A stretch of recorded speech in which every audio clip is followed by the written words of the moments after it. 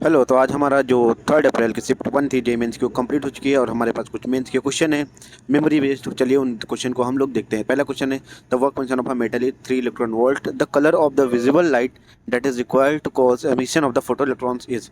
यानी हमारे पास work function 3 electron दिया गया है। वर्क फंक्शन होता क्या है, E equal to H nu equal to S C by lambda. देखो ऐसा अगर कलर निकालना तो उसके पहले हम लैम्डा निकालने की कोशिश करेंगे। तो हम जब यहाँ से लैम्डा मतलब वैल्यूज पुट करेंगे 3 electron volt equal to S C by lambda, C की वैल्यू अपना वही speed of light and lambda जो हमें निकालना है। ठीक है, तो लैम्डा हम जब यहाँ पे निकालेंगे तो हमारा वो 412 नैनोमीटर के आसपास आता है, जो कि यार लाई करता है वायलेट के रेंज में। लेकिन वायलेट यहाँ पे कोई ऑप्शन नहीं है, तो भाई इसीलिए हमारा ब्लू ऑप्शन हो जाएगा, क्योंकि हमारी विजिबल लाइट का जो रेंज होता है 400 से 700 नैनोमीटर होता है।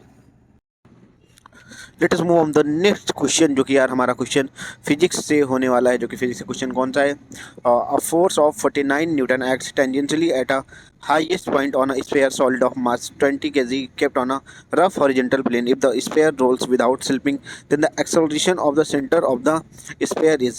यानी कि हमें एक मतलब हमारा एक स्पेयर होगा, उसके ऊपर टेंजेंशियली एक फोर्स जो कि 49 न्यूटन का लग रहा है, और हमें निकालना क्या है, highest point of sphere kept on a horizontal plane.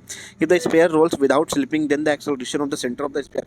यानी हमें एक्सेलरेशन निकालना है उसके सेंटर ऑफ स्पेयर पे, यानी उसके सेंटर पे कितना ज़्यादा एक्सेलरेशन लग रहा है वो हमें यहाँ पे निकालना है। तो चलिए देखते हैं। देखो पहले हम इसका एक डायग्राम बना लेते हैं, क्योंकि डायग्राम बनाने से हमारा क्वेश्चन बहुत ही ज़्यादा आसानी से सॉल्व हो जाएगा। तो 49 न्यूटन उधर लग गया, फ्रिक्शन इधर लग गया, और एसी। देखो यहाँ पे हमारे पास दो इक्वेशन बनने वाली है। एक हमारा फोर्स को बैलेंस कर लेंगे, दूसरा हम टॉर्क की इक्वेशन लिख देंगे। तो फोर्स को बैलेंस करने के लिए क्या हो जाएगा, 49 newton minus friction is equal to M A. M हमारा कितना दिया गया है, 20, और एक्सेलरेशन तो हमारा ए हो ही जाएगा। ठीक है, ओके, ये हमारा हो गया। और दूसरी इक्वेशन जो हम बनाएंगे वो बनाएंगे हम टॉर्क की। तो टॉर्क क्या हो जाएगा, 49 प्लस एफ जो कि हमारा टोटल फोर्स लग रहा है into R, okay, equal to I alpha यानी, और आई यहाँ पे कितना होगा मोमेंट ऑफ इनर्शिया इसका, 2/5 20 इंटू आर स्क्वायर।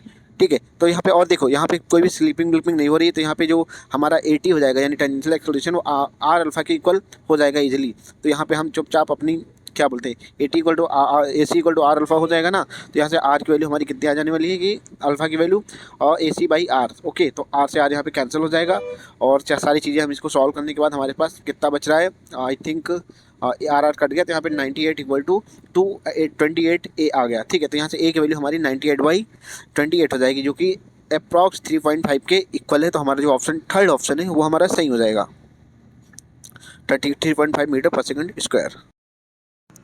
तो अगले क्वेश्चन की ओर चलते हैं, जो कि हमारा एक काइनेमेटिक्स का एक मतलब इजी क्वेश्चन मान सकते हैं, ऐसे रिपीटेड मतलब क्लास में नोट्स कराए जाते हैं। A particle is release from the height S above the surface of the earth at centre height at certain height is kinetic energy 3 times of potential energy. ये याद रखना, the height from the surface of the earth and the speed of the particle at instant are respectively.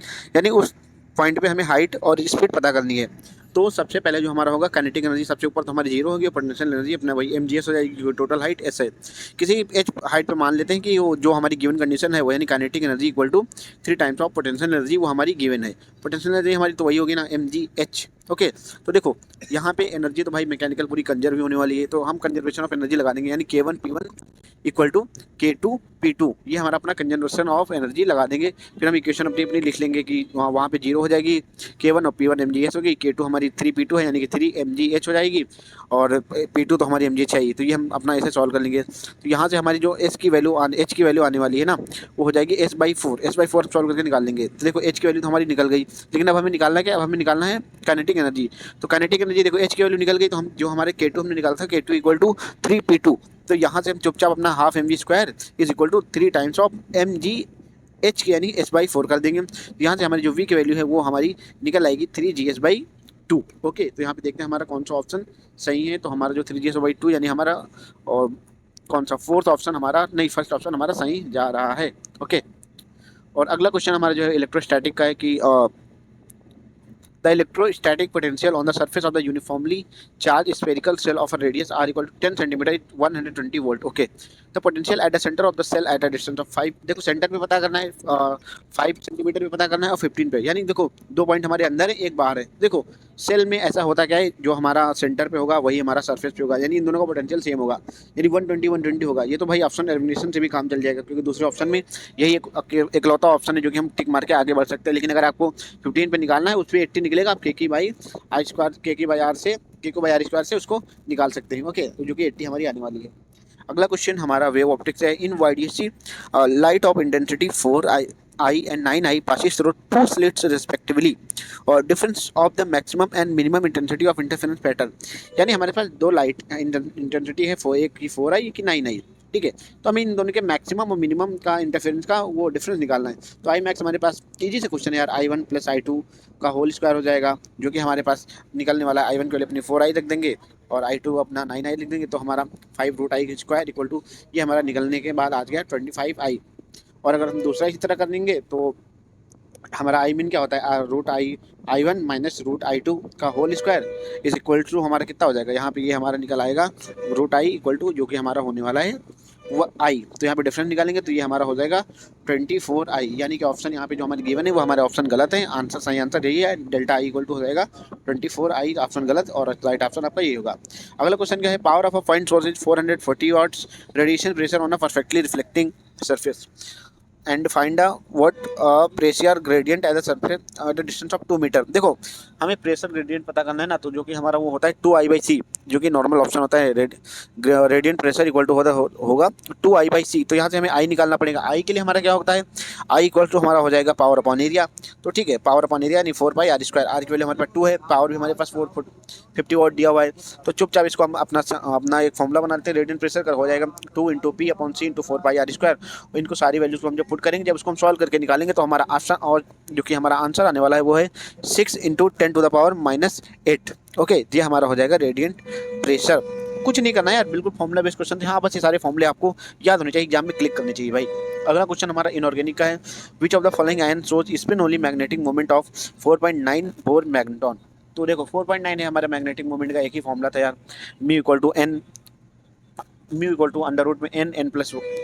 ठीक है।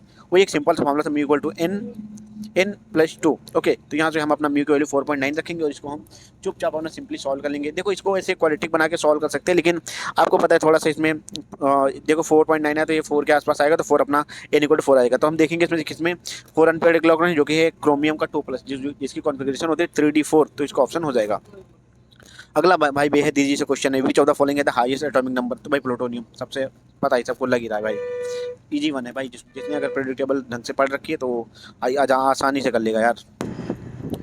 Next question जो हमारे पास है, जो order of the limiting molar conductivities of this cations at 298 पे। देखो मोलर कंडक्टिविटीज पता करनी है, तो भाई हाइड्रोजन और हाइड्रोक्साइड इन दोनों आयन का हमें पता होना चाहिए सबसे ज़्यादा होता है। फिर दूसरी बात हमारे पास जिसका चार्ज ज़्यादा होगा वो उसकी मोलर कंडक्टिविटी ज़्यादा होगी, और जिसका साइज सबसे बड़ा होता है उसकी कंडक्टिविटी ज़्यादा होती है। तो सिंपली हम उसके हिसाब से अपना निकाल लेंगे। तो हमारा हाइड्रोजन सबसे ज़्यादा, फिर कैल्शियम, फिर मैग्नीशियम, और फिर हमारी बात आती है तो लिथियम और पोटेशियम और उसमें सोडियम में। तो भाई जिसका साइज सबसे बड़ा उसको सबसे आगे, फिर अपना सोडियम, उसके बाद हमारा आ जाएगा सबसे छोटा लिथियम। देखो लिथियम को सबसे कम होता है क्योंकि उसका साइज छोटा होता है, तो भाई वो क्या बोलते हैं हाइड्रेशन ज़्यादा कर लेता है। हाइड्रेशन करेगा तो उसका साइज हाइड्रेशन में बढ़ जाएगा, तो उसकी मोलर कंडक्टिविटी बहुत ज़्यादा बढ़ जाएगी, ठीक है।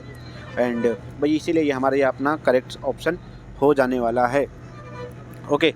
और मतलब ये इजी से क्वेश्चन था, अगर आपने पीरियोडिक टेबल का बेसिक कर रखा है तो आपसे ये इजीली से सॉल्व हो जाएगा। अगला क्वेश्चन है, an ideal gas with an adiabatic exponent 1.5 यानी लैम्डा गामा की वैल्यू दी गई initially 27 degree Celsius is compressed adiabatically from 800 cc to 200 cc। Final temperature of the gas is, हमें final temperature of the gas का पता करना है। तो भाई इजी सा है, अब अपना वही T1 हमारे पास हो गया 300 केल्विन, T2 हमें निकालना है, V1 800 क्यूबिक सेंटीमीटर और V2 हमारा 200। तो चुपचाप अपना हम वही एडियाबैटिक गैस इक्वेशन लगा देंगे, T1 V1 equal to T2 V2 okay.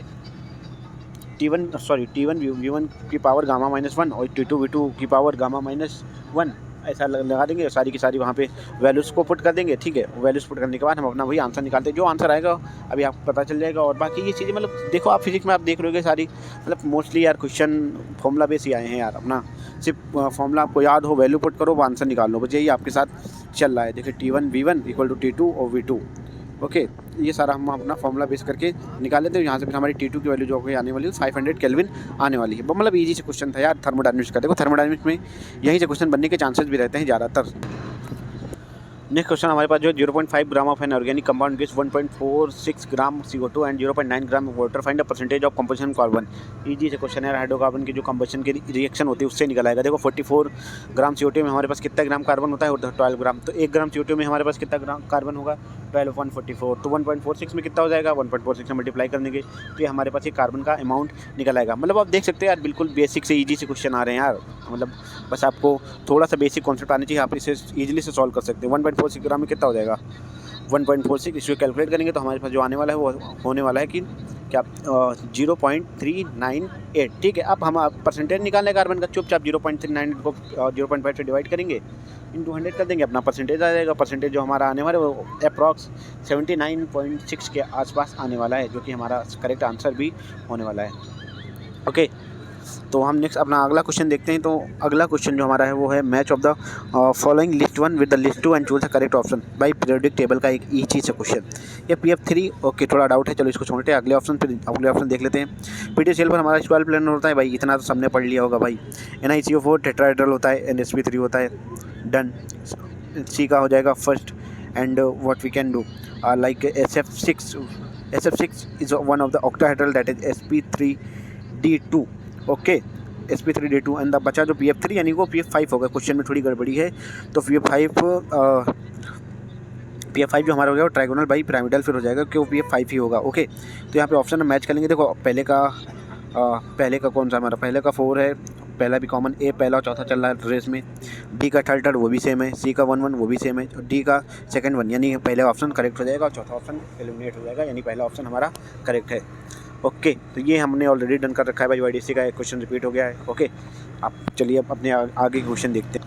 अगला क्वेश्चन मैट्रिक्स है डिटर्मिनेंट का है भाई, इजी से क्वेश्चन है। डिटर्मिनेंट ऑफ A = 5 दिया है और डिटर्मिनेंट ऑफ 3 एडजॉइंट 2A की वैल्यू पता करनी है। तो 3 एडजॉइंट 2A ये हमारा हो गया, ठीक है। इसको हम चुपचाप डिटर्मिनेंट की प्रॉपर्टी निकाल लेंगे। देखो डिटर्मिनेंट के अंदर कोई अगर अपना कोई भी नंबर मल्टीप्लाई है वो उसको अगर बाहर निकालेंगे तो वो डिटर्मिनेंट की ऑर्डर के साथ बाहर निकल आता है, ठीक है। जैसे 5 है तो वो 5n के साथ निकल आएगा बाहर। तो वही मैंने सेम किया है कि 3 के बाद 3 बाहर निकला है। एडजॉइंट की वही प्रॉपर्टी लगा देंगे, n-1 यानी एक पावर कम से निकल आता है बाहर। तो हमारा ये हो जाएगा 3 के पावर 3, 2 के पावर 6, 5 के पावर 2। इन तीनों को हम जब ऐड कर लेंगे ना तो हमारे पास जो आंसर है वो हो जाएगा 4 6 9 2 11 हमारा रिक्वायर्ड आंसर हो जाएगा। अगला क्वेश्चन यार, sum of the all rational numbers by binomial से क्वेश्चन इस चैप्टर में बढ़िया हैं यार। 2 और 3 इसको हम जब एक्सपेंड करेंगे ना तो k = 0 8 8 ck 2 8 - k √3k ये हो जाएगा। ओके, तो देखो इसको अगर रेशनल करना है तो 8 - k, इसको यार एक के यानी के को भाई एक इवन नंबर करना ही पड़ेगा, रेशनल होगा। अगर के इवन नंबर नहीं होगा तो भाई ये इरेशनल नंबर बन जाने वाला है। तो के अगर इवन होगा यानी 0 4 6 8 तो 0 करेंगे तो हमारा ये रिक्वायर्ड एक टर्म बन जाएगा। ओके, और अगर हम क्या बोलते हैं 2 करेंगे तो ये रिक्वायर्ड टर्म बनेगा, 4 करेंगे ये रिक्वायर्ड टर्म, 6 ये 8 ये। मतलब ये क्वेश्चन ऐसे है तो थोड़ा लेंदी है, आपको पेशेंस रखना पड़ेगा। इसको इजीली सॉल्व कर लेंगे तो अपना 18 280 आंसर आ जाएगा। तो ये हमारा इसका करेक्ट आंसर हो जाएगा। ओके, तो चलिए अपना देखते हैं नेक्स्ट क्वेश्चन, जो कि यार मतलब देखने में काफ़ी ज़्यादा डरावना लगता है, लेकिन भाई एक ईजी सा क्वेश्चन है यार, जो कि ये लास्ट क्वेश्चन है जिसको हम सॉल्व करने वाले हैं। मतलब क्या है, एक सीरीज दी गई है ना r+3/2 की, 2 आने होगा, मैंने क्वेश्चन क्रॉस चेक किया था तो ये 2 के पावर आ रहा है, ठीक है। एंड 9CR = अल्फ़ा, ये अपना टर्म दिया गया, तो हमें अल्फ़ा प्लस बीटा की वैल्यू निकालनी है, अल्फ़ा प्लस बीटा स्क्वायर की वैल्यू। ओके, तो ये सारी चीज़ें हम सॉल्व करके देखते हैं। ये हमारा हो गया, देखो R9CR, देखो ये तो इजी टर्म है, जो दूसरा टर्म बनेगा इसको अलग अलग करके, लेकिन ये टर्म बनाने के लिए हम इसको डिफ्रेंशिएट करना पड़ेगा। देन उसके बाद हम x से मल्टीप्लाई करेंगे और x की वैल्यू हम 1/2 पुट कर देंगे। तो जब ये हम करेंगे तो हमारी रिक्वायर्ड इक्वेशन ये हमें निकलने वाली, क्योंकि x की वैल्यू जो 1/2, क्योंकि यहाँ पे 1.2 इसके साथ है और r मल्टीप्लाई में था, इसीलिए हम इसको डिफ्रेंशिएट करते हैं, वरना इसको डिफ्रेंशिएट करना नहीं पड़ता। और बाकी ये हमारा x को 1/2 रखेंगे तो ये हमारा ये रिक्वायर्ड इक्वेशन बन जाएगी। इसको ऐड कर, ये इधर से ले लिया, उधर से हमारा 3 की पावर 10 2 की पावर 9 - 3 आ गया था। इसको जब हम सिंप्लीफाई करेंगे तो 6 3/2 की पावर 9 - 3 आ जाएगा। तो यहाँ से अल्फ़ा बीटा की वैल्यू निकल गई और अल्फ़ा प्लस बीटा का स्क्वायर पूछा गया था, तो इसका 9 यानी 81 इसका आंसर आने वाला है। तो शायद बस हाँ, ये सही था ऑप्शन इसका। ओके।